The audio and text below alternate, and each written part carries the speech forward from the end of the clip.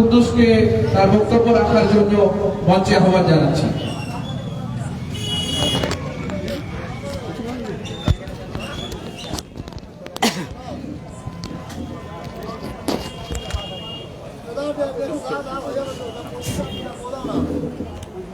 সকলকে আমার সালাম ও শুভেচ্ছা জানিয়ে জামাত ইসলামী হিন্দের যে প্রচার অভিযান সারা ভারতবর্ষ জুড়ে যে শুরু করেছে তারই অঙ্গ হিসাবে আপনাদের সামনে আমরা হাজির হয়েছি।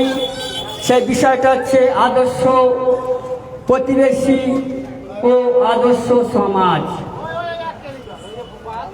আমরা জানি যে সৃষ্টির আদিতে এই পৃথিবীতে কোনো মানুষ ছিল না। আমরা কিভাবে এলো, সেই আমাদের সৃষ্টির আদিতে যে আমরা আদম এবং হাওয়ার মাধ্যমে আমরা এই পৃথিবীতে আস্তে আস্তে ছড়িয়ে ছিটিয়ে বিভিন্ন দেশান্তরে আমরা ছড়িয়ে পড়েছি। আমরা সেই দেশান্তর থেকে একে অপরের ভাই ভাই হয়ে ছিলাম। সেই আদম আলাইহিস সালাম থেকে আমরা সকলেই আদি পিতার থেকে আমরা সকলেই রক্তের সম্পর্কে ভাই হয়ে গেলাম। সেই রক্তের সম্পর্কে ভাই বিভিন্ন দেশ, বিভিন্ন গোত্র, বিভিন্ন মহল্লায় আমরা ছড়িয়ে পড়লাম, বিভিন্ন পাড়ায় আমরা ছড়িয়ে পড়লাম। বর্তমানে আমরা একে অপরের প্রতিবেশী হয়ে থাকলাম। সেই রক্তের সম্পর্কে ভাইরা সে হিন্দু হতে পারে, সে মুসলিম হতে পারে, সে খ্রিস্টান হতে পারে, সে বৌদ্ধ হতে পারে বা অন্যান্য জাতি হতে পারে, কিন্তু আসলেই আমরা একে অপরের ভাই। তাহলে যে আমাদের প্রতিবেশী, যে আমার নিকটতম, সে আমার ভাই। প্রকারান্তরে ঘুরিয়ে ধরলে সে আমার রক্তের সম্পর্কে ভাই। আমরা একে অপরের পাশাপাশি বাস করি, একে অপরের সুখ দুঃখের ভাগিদার হওয়ার চেষ্টা করি। কিন্তু আজকে এক দাদা বলছিল যে এই যে প্রতিবেশীর অধিকার আজকে দেয়ালে লিখতে হয়েছে, তাহলে আমরা আজ কোন জায়গায় পৌঁছে গিয়েছি, যে আমাদের সমাজ কোন জায়গায় পৌঁছে গিয়েছে যে আজ দেয়ালে লিখতে হচ্ছে যে একে অপরের অধিকার সম্পর্কে, একে অপরের হক সম্পর্কে। আজকে আমরা দেখেছি যে হক আগে আমারটা চিন্তা করি, যে আমি খাবো, আমি বাঁচবো, আমি পড়বো, আমার সংসারটাই আমি, আমার স্ত্রী, আমার সন্তান। অথচ আমার প্রতিবেশী সে কি খেলো একটা উঁচু মেরে দেখার ক্ষমতা আমার হইল না, একটু খোঁজ নেওয়ার ইচ্ছা আমার হইল না। তাহলে যে আদর্শ প্রতিবেশী হতে গেলে আমি পেট পুরে বিরিয়ানি খেলাম আর আমার ভাইটা না খেয়ে শুরু করলো, অথচ আমি মুসলিম সাজলাম, আমি অনেক নামাজি সাজলাম, আমি অনেক রোজাদার সাজলাম, অথচ এটা কাম্য নয়, এটা মানুষের কাম্য না, এটা ধার্মিক লোকদের কাম্য না। আজকে আমরা একে অপরের পাশাপাশি বাস করি। আমার ঘরের জঞ্জালটা সে আমার ভাইয়ের বাড়ির সামনে আমি ফেলে দিয়েছি। তাহলে কি হলো, যে আমি আর এক ভাইকে কষ্ট দিচ্ছি। এ ব্যাপারে মহান স্রষ্টা বলেছেন যে তুমি কখনো সত্যবাদী, কখনো ইমানদার, কখনো মুসলিম হবে না যে অপর ভাইকে যে কষ্ট দেয়। তাহলে তোমাকে সত্যবাদী মুসলিম হতে গেলে অন্য ভাইকে কষ্ট দেওয়া থাকে, তোমাকে দূরে থাকতে হবে। সে হিন্দু ভাইকে কষ্ট দিতে পারে, খ্রিস্টান ভাইকে কষ্ট দিতে পারে, মুসলিম ভাইকেও কষ্ট দিতে পারে। তাহলে কষ্ট মানুষকে দেওয়া যাবে না। সে মানুষটাকে তোমার ভাই, সেই আদম সন্তান। তাহলে আমরা প্রত্যেক মানুষ একে অপরের কাছাকাছি বাস করি, পাশাপাশি বাস করি, কিন্তু একে অপরকে জানলাম না, চিনলাম না। একে অপরের ধর্মের সম্পর্কে কটূক্তি করি, আর একজন আরেকজন ধর্মের সম্পর্কে কটূক্তি করি। ইসলামে বলেছে যে তোমরা একে অপরকে গালি দিও না, একে অপরের ধর্ম সম্পর্কে কটূক্তি করো না, একে অপরের ধর্ম সম্পর্কে সম্মানিত করো। তাহলে আজকে আমরা যারা প্রতিবেশী, আমরা একে অপরের পাশাপাশি বাস করি, কিন্তু একে অপরের প্রতি হিংসা, বিদ্বেষ এগুলো আমাদের মধ্যে রয়ে গিয়েছে। আমাদের একে অপরের মহব্বত আমরা তৈরি করতে পারলাম না। আমরা একে অপরের লড়াই করার জন্য ব্যস্ত হয়ে পড়েছি। সামান্য সামান্য বিষয় নিয়ে বিভিন্ন রং দিয়ে আমরা একে অপরের হানাহানি কাটাকাটি করার পায়তারা করছি। যদি এটা আমরা করতে পারি তাহলে কি হবে, আমাদের প্রত্যেকেরই ক্ষতি হবে। ড্রেনে যদি কোনো ময়লা পড়ে থাকে, দুর্গন্ধ হয়, তাহলে কি শুধু হিন্দুর গন্ধ লাগবে না মুসলিমের গন্ধ লাগবে? সকলেরই গন্ধ লাগবে। তাহলে আমাদের সমাজে যদি কোনো অশান্তি হয়, কোনো দুর্ঘটনা ঘটে, তাহলে আমরা উভয় ক্ষতিগ্রস্ত হব। তাহলে এর থেকে আমাদেরকে সাবধান এবং সচেতন থাকতে হবে। একে অপরের অধিকার সম্পর্কে আমাদেরকে সজাগ থাকতে হবে। আমরা যখন কোনো আওয়াজ দেই, কোনো অনুষ্ঠানে লাউড স্পিকারে চালাই, কিন্তু আমার পাশের বাড়ি অসুস্থ মানুষ আছে, সেদিকটা আমাদেরকে খেয়াল রাখতে হবে।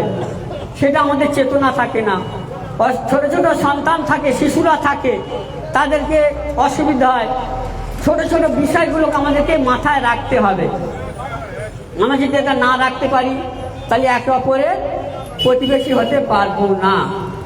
প্রতিবেশী মানে কি? ছায়া। আমরা যখন বট গাছের নিচে দাঁড়িয়ে থাকি, সেখানে যদি হিন্দু দাঁড়িয়ে থাকে সেও ছায়া পাবে, মুসলিম দাঁড়িয়ে থাকলে সেও ছায়া পাবে, খ্রিস্টান দাঁড়িয়ে থাকলে সেও ছায়া পাবে। তাহলে আমরা একে অপরের বট গাছের মতো হয়ে থাকবো, একে অপরের ছায়া দান করব, যাতে আমরা কাঁধে কাঁধ মিলিয়ে সকলকে শান্তিপূর্ণ সমাজ, আদর্শ সমাজ যাতে গড়ে তোলার অঙ্গীকার ব্যক্ত করব। এই দেশ, আমাদের দেশ ভারতবর্ষ মহান দেশ। পৃথিবীতে, সারা পৃথিবীর যে বৈচিত্র্য আছে, আমাদের মহান দেশ ভারতবর্ষ সেই বৈচিত্র্য আছে। একদিকে পাহাড়, একদিকে মরুভূমি, একদিকে সাগর, একদিকে জঙ্গল। বৈচিত্র্যের মাঝে তাও দেখো আমরা কত ঐক্য। আমরা একে অপরের ভাষা বুঝি না, একে অপরের কথা বুঝি না, কিন্তু আমাদের ভাব, আমাদের হৃদয়ের ভাষা আমরা প্রত্যেকেই বুঝি। তাই আমরা সারা ভারতবর্ষ জুড়ে যে প্রতিবেশীর অধিকার, এই সম্পর্কে একে অপরের জানা বোঝার চেষ্টা মাত্র। আমরা এই যে বক্তব্য দিয়ে আপনাদেরকে যে খুব উপকৃত করে দেবো এটা না। আমরা একে অপরের সম্পর্কে একটু সচেতন থাকবো, একে অপরকে একটু ভাই ভাববো, একে অপরের একটু গলা মিলাবো, এইটুকু। সকাল হলে আমরা কি করি? সবাই মিলে বাজারে আসি। হিন্দু বাজারে আসে, খ্রিস্টান বাজারে আসে, মুসলিম বাজারে আসে। হয়তো মুসলিম বিক্রি করছে, হিন্দু কিনছে, হিন্দু বিক্রি করছে, মুসলিম কিনছে। কিন্তু কেন? আমরা একে অপরের সহযোগী। এই যে একে অপরের যদি সহযোগী না হয়, তাহলে সমাজ চলবে না, দেশ চলবে না, প্রতিবেশী চলবে না। একে অপরের যদি সহযোগিতা না হয়, আমরা যে ভাত খাই, রুটি খাই, ডাল খাই, যদি মনে করি এই যে চাষ করেছি শুধু হিন্দু লোকই খাবে, এই যে চাষ করেছি শুধু মুসলিম লোকই খাবে, এটা কি সম্ভব? তাহলে কি? মিলেমিশে করি কাজ, হারি জিতি নাহি লাজ। আমরা সকলাই মিলেমিশে চলবো। আমাদের দুঃখ থাকবে, আমাদের যন্ত্রণা থাকবে, আমাদের কষ্ট থাকবে, একে অপরের পাশাপাশি ছায়ার মতো আমরা থাকবো। এইটাই হচ্ছে আদর্শ প্রতিবেশীর কাজ। আদর্শ প্রতিবেশী হতে গেলে নিজেকে শুধু একটু কষ্ট সইতে হবে। নিজেকে শুধু গরম গরম বক্তব্য দেওয়ার কাজ না, নিজেকে কষ্ট সইতে হবে। অপর ভাইয়ের একটু খোঁজ খবর রাখতে হবে। কেউ অসুস্থ হলে একটু খোঁজ খবর রাখতে হবে। আমি যদি অসুস্থ হয়ে পড়ে যাই, মাথা ঘুরে পড়ে যাই, তাহলে আমার দূরতম আত্মীয় আমার পাশে আসবে না। তাহলে কে আসবে? আমার পাড়া প্রতিবেশী, আমার পাশের ভাই, তারাই সকলের আগে ছুটে আসবে। তাহলে প্রতিবেশীর সঙ্গে সুসম্পর্ক রাখাটাও একটা মনুষ্য জাতির দায়িত্ব। এর দায়িত্ব শুধু জামাত ইসলামের না, এর দায়িত্ব শুধু হিন্দুর না, এর দায়িত্ব শুধু খ্রিস্টানের না।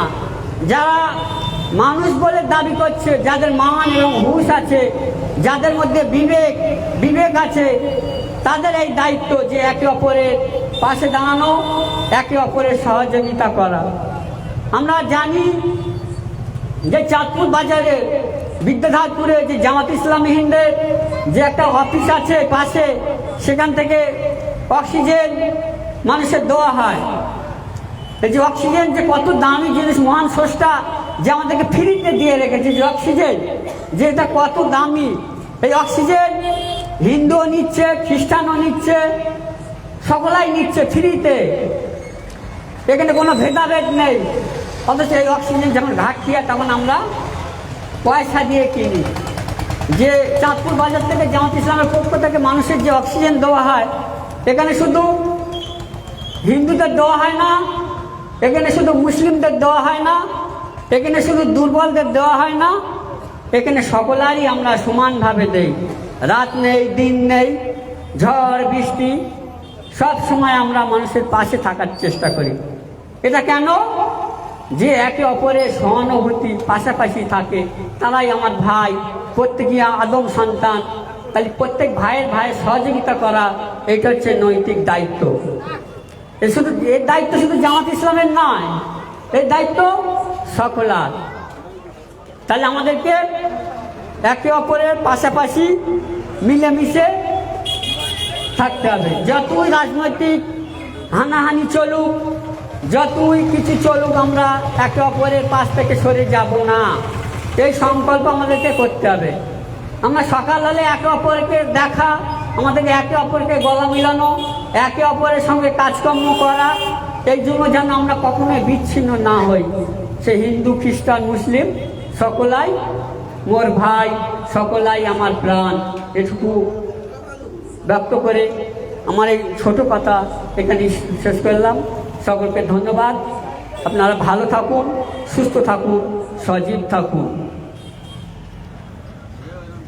ধন্যবাদ Abdul কুদ্দুসকে। We are all a brother in relationship of blood said by Muhammad sallallahu alaihi wasallam before 1450 years ago. তো সেই বার্তা আজকে আমরা আপনাদের সামনে উপস্থাপন করার চেষ্টা করলাম যে রক্তের সম্পর্কে, রক্তের বন্ধন